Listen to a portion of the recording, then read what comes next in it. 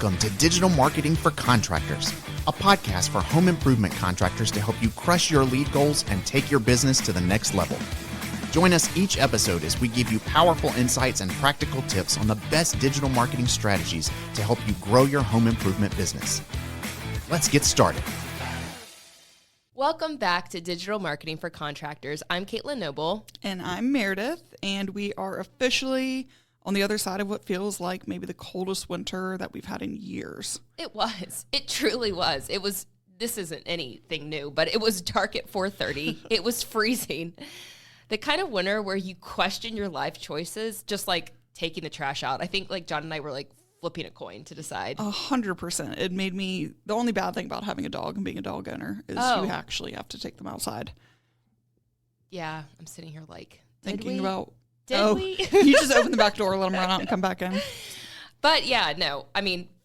We made it. You made it. Full parka. No regrets. We're here. It's definitely getting lighter outside. Praise. The sun is sticking around a little longer. I know we walked outside after work yesterday. I was like, wait, it's still light. Exactly. And it's warming up. And the best part of all, if you're in the home improvement industry, which I don't know why you wouldn't be listening to this, but you know exactly what this means. 100%. Spring is coming, and the industry loves spring. We sure do. Phones start ringing, estimates stack up, home shows kick off, marketing budgets suddenly feel exciting again. Yes, so today we're going to say goodbye to winter and hello to Bye. spring by doing our winter roundup. It's basically winter 2025 through February. This month, yeah. Yeah. Is that still winter? Yeah, spring starts in March. Cool. Walk outside. So when you listen to this, y'all, it'll be spring, but we're going to recap all the joy that was the winter.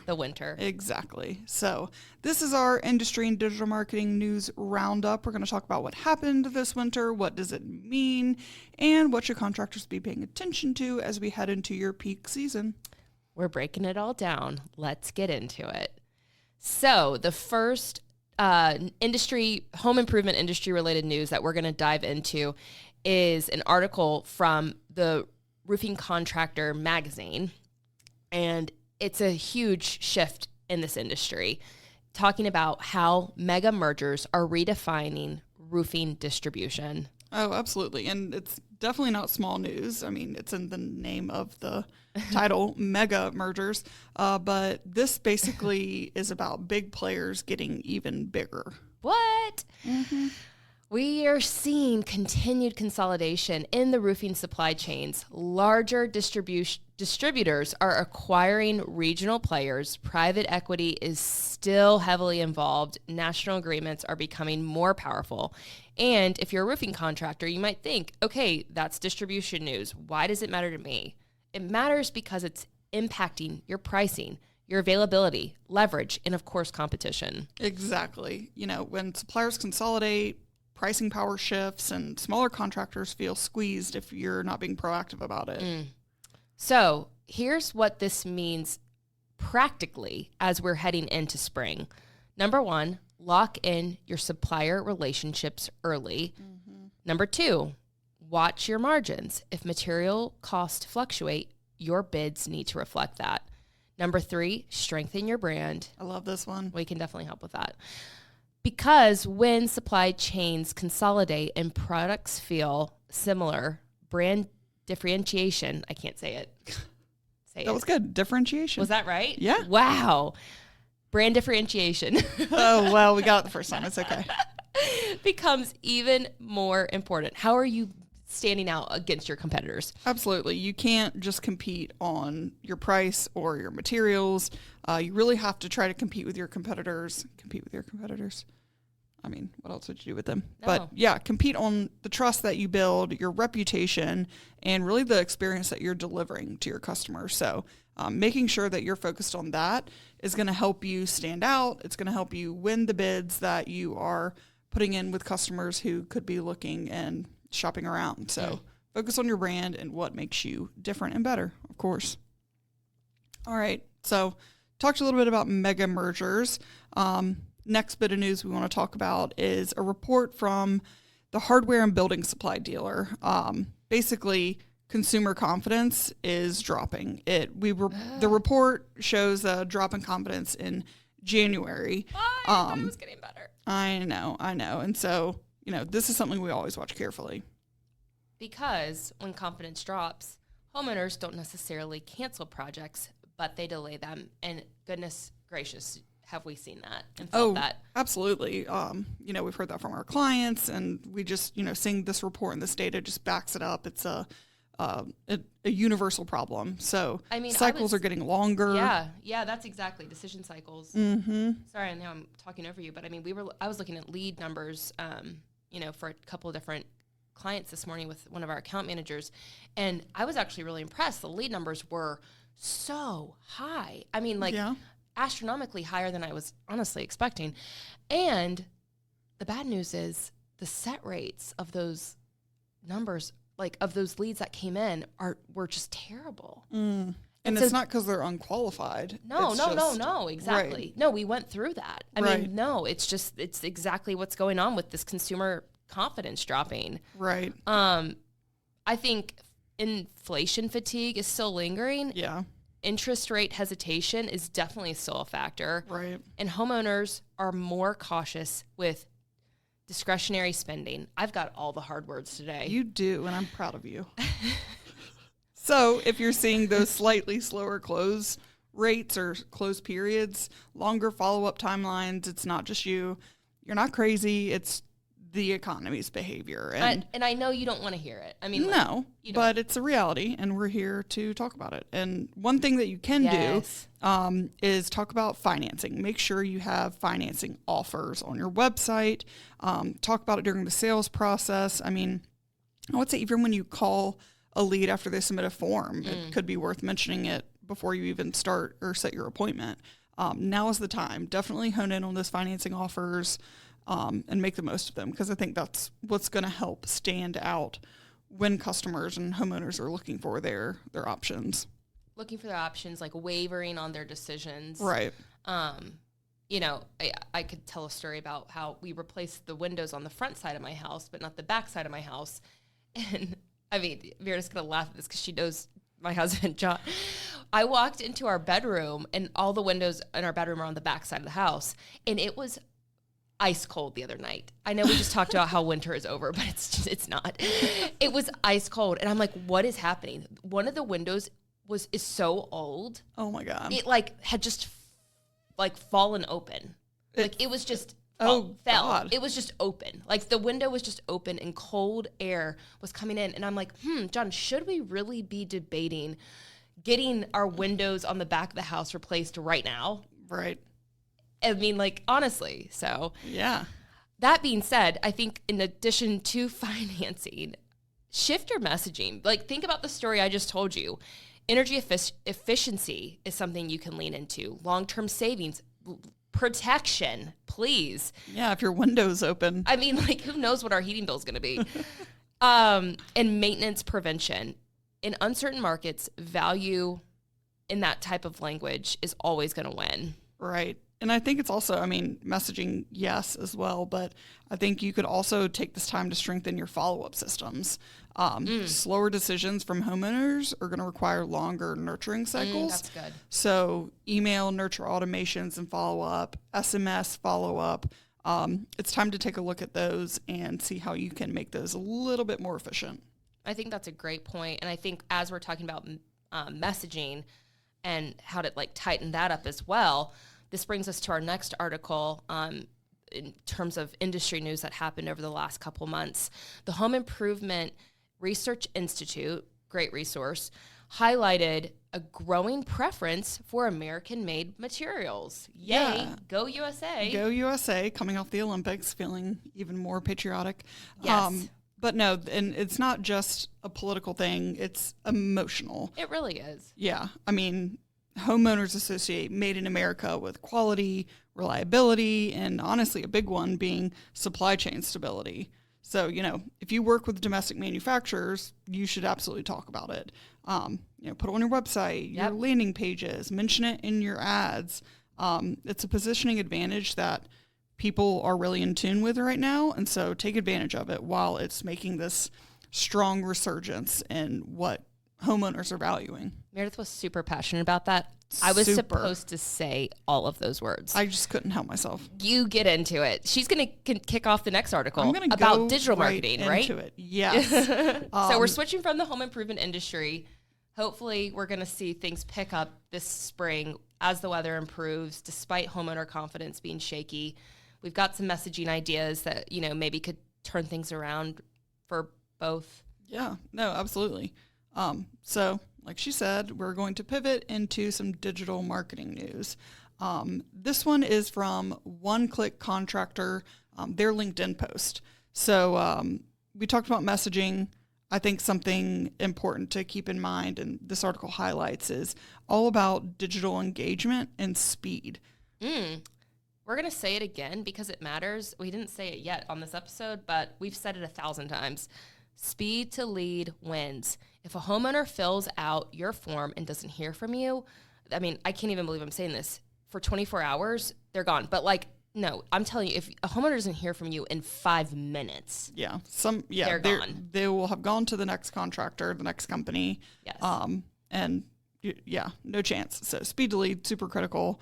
We know that your potential customers, any homeowner, they expect a lot of things now, along with instant gratification, like getting a phone call immediately or hearing back from you. But they expect online scheduling because it's convenient. Digital proposals are much quicker. Yes. Fast communication, like we just said, picking up the phone or giving you a text, email, whatever your preferred method of contact is. And text confirmations, that's a super easy one that even if you're not having a back and forth conversation over SMS, you are at least giving them a text message to say, hey, we got your form, we're getting things in order, and we're going to contact you shortly to talk about your project. So I think all those paper-heavy processes, they're losing ground. They take too much time. And again, homeowners are all about, not just homeowners, we as a society are all about instant gratification. So we really are. Try to tighten that up, and again, speed to lead. And I talked a little bit about this during our webinar that we recently hosted, that the homeowners, we're getting just more tech savvy. We're getting younger, right? And we want to know something instantly, like Meredith was saying. So I couldn't agree more.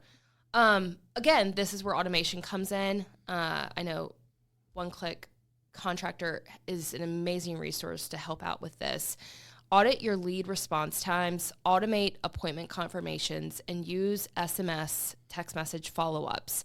This isn't nice to have anymore. It's honestly a baseline expectation. Oh, for sure. For sure. Oh, I get the next one. Sure do. Another digital marketing industry update that happened over the last few months came from our friends at the Search Engine Journal. We love the Search Engine. Love SEJ. Love SEJ. Is that what you said? SEJ? Yeah, that's what I call them. SEJ. When we talk. Cute. So they talked recently, this was probably within the last couple of weeks, about why SEO KPIs are failing businesses. If we didn't already say it, we loved this one because traffic does not equal revenue. Yeah, I think ranking number one for a term doesn't mean it's going to convert. No. In a lot of cases, those are what we call vanity metrics. Sure, it looks nice, but is it converting into a lead? No, exactly. Clicks don't pay crews, sales do. So if you're reviewing reports that highlight impressions, traffic, rankings, but not qualified leads, cost per acquisition, and revenue per channel, you're looking at the wrong scoreboard. And we have gone back and forth with our clients about this, full transparency. Yeah, absolutely. In terms of how to report on that the right way. Right, because for so long, years and years and years, when you look at SEO, that is your dashboard that you're looking at. You're tracking rankings for keywords. Yes. You're looking at organic traffic. And yes, you do still want to rank high and you do want organic traffic to increase, but you only want those things because they tend to lead to conversions. Yep. I'll just go ahead and plug a webinar that we just did. If you're generating a bunch of traffic to go to your website and it's not built to convert, you're wasting a bunch of money. So looking at these vanity metrics without looking at if they're actually converting, how much it costs per conversion, you're not tracking your marketing revenue. And I mean, you're wasting a bunch of money, honestly. Yeah, no, I think you're completely correct. And another good plug for that webinar. All right, more digital marketing news. Our friends at Google. Yeah. Google releases a lot of great articles as well. I mean, and that's the mothership right now. So there was some search discussion on Google reducing visibility for overly self-promotional GEO content. I know that's a lot to explain. Lots of words. A lot of words. Basically, there have been conversations in the SEO world about Google cracking down on overly self-promotional listicles. You know the ones, top 10 roofing contractor companies in Charlotte, written by that roofing company. We see them all the time. Yeah, and I mean, there's a reason why people have been doing it, because it worked at one point, but Google's cracking down. Exactly. Google has caught on to it. It's not organic, real credibility that Google prioritizes. So Google is instead turning to prioritizing helpful and authoritative content, and then self-serving pages like these listicles are really risky, and Google really isn't going to reward you from it. And in fact, it could be the opposite. You could get dinged for it. Should you remove them then? It's definitely something to look at. I mean, I'm almost wondering if you bulk them up, you beef them up. Right. Yeah. I mean, if you're going to have them, first of all, I would look at the page, look at the traffic it gets. Is anybody even going there? That's a good point. Then look at the conversions from the page. What kind of engagement do you have on it?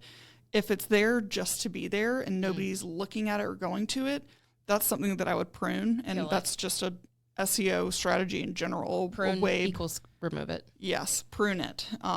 Basically, if you have a bunch of thin pages that don't have much content on them, or they're not really impactful, there's no need to have them on your website. It's just extra junk. And depending on how that page is performing of your listicle, if it's getting some traction, maybe do what Caitlin said, beef it up, put more relevant content. Tables too, as something to add. I would say that would probably help. Also, you're giving the user something visual to look at. It's easier to digest information.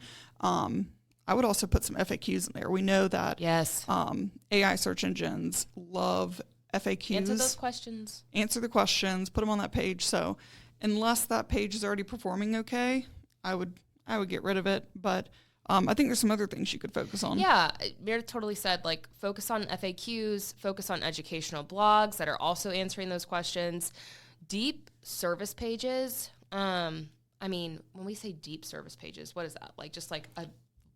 Yeah, no, it's a more in-depth page where you're not just surface level talking about we do roofing, but rather going into depth about what types of roofing you do, the types of materials, maybe which materials are the best for your specific service area, your manufacturers that you use. That's good. Featured projects from that area that you're in. Definitely. And, just beefing it up. Again, it needs to be authoritative, and it needs to answer a lot of questions that a homeowner would ask or want to know the answer to if they hit your page. I think you hit on something. I think regardless of whatever type of content you are putting out there, make sure you're also including real case studies, real projects. Right. I think that's going to beef up those pages as well. Helpful content wins in 2026. Absolutely. And so I think is this last? I'm the next one. Look at me. We have a closing after that, but no, this is the last news article though. Okay, yeah. Well, there was a lot of news. It's a fun one. It's about ChatGPT, but it's a potentially scary one. Not just because it's AI. I'm excited about this one. I am. It's just a really big shift. You have been running around the office telling everybody it's happening. What are we doing? What are we doing? Exactly. So there's this huge shift right now that's happening. OpenAI, the creators of ChatGPT, they have started testing ads inside ChatGPT. So crazy. Instead of just the organic search bar results, your little, your pocket-sized robot. You can now pay for those results? You sure can, and it's significant. I mean, we're just trying to right now get listed on ChatGPT. Yeah, we're still refining those techniques. But take my money too. Yeah. But in all seriousness, this is significant because AI search experiences are growing so fast. And if ads enter those environments, digital visibility is going to change once again. Exactly. Always changing. And it's moving towards, AI summaries and overviews, fewer traditional clicks, and more conversational search. Yeah. I mean, I know when I talk to my friend ChatGPT, I do tend to make it more of a conversation. Yeah. And that means that the content that you're putting on your website needs that structure and authority so that it does show up in a more conversational search. Yeah, I think that's great advice. And again, we're talking about like things to do now. We can't predict when those ads are going to drop. Right. I mean, maybe by the time this releases, Oh my gosh, yeah. the ads will drop. And if so, we'll do a follow-up. But brand recognition matters more than ever. If AI tools recommend businesses, recognizable brands are going to win. 100%. All right. We quickly covered some of, if not, some of the big news stories on both the digital marketing and home improvement side of things. I mean, we could have gone on and on. I know this past week, Yelp bought Hatch. That was huge. Yeah. I mean, there's just a lot going on still. We just try to pick things that maybe, are connected seamlessly. Yeah, no, for sure. And if there's some piece of big news, and by the time this is published, surely there will be. But if there's something that you guys are curious about that you want to hear us dive into, shoot us an email, fill out a form on the website, and let us know. We're happy to dive into it on the next episode. Yeah, we would love to do that. So let's get into our spring strategy mindset because winter definitely tested our patience. But as you know, spring rewards preparation. Absolutely. So if you strengthen your operations now, you align your marketing and your sales together, you make sure that you're using automation to the best of your ability where it makes things more efficient and just a smoother process. And then honestly, all of that will help you focus on revenue-based metrics. We talked a little bit about those vanity metrics we were talking about, traffic and rankings. If you can do all those things I just listed, it'll give you time to focus on what's actually generating revenue for you. So do these things and you're going to be better positioned to go into your peak season ready to win leads. Let's do it. Spring demand exposes weak systems. Fix them now before the phone starts ringing nonstop. We survived winter. Woo-hoo! Even though that little groundhog saw 6 more weeks. Yeah. I don't know. He has a horrible track record. Ratio. Yeah. I mean, but the Northeast did just get a blizzard. Oh, for sure. But I mean, it was like 70 degrees this weekend here. So maybe he lives in the Northeast. I genuinely don't know where he lives. Yeah. Does he? Pennsylvania. Pennsylvania. Okay. There you go. Sorry for you guys up there. In the terms of the winter. Yeah, exactly. If you didn't know, now you know. Thank y'all so much for listening to this episode, Digital Marketing for Contractors. Subscribe it. I do think Meredith shouted out Joe at one point. Oh, I sure did. Share it with Joe. We still love Joe. We do. And we will see you in the next episode. Bye-bye. Bye, y'all. Digital Marketing for Contractors is created by Fat Cat Strategies. For more information, visit fatcatstrategies.com.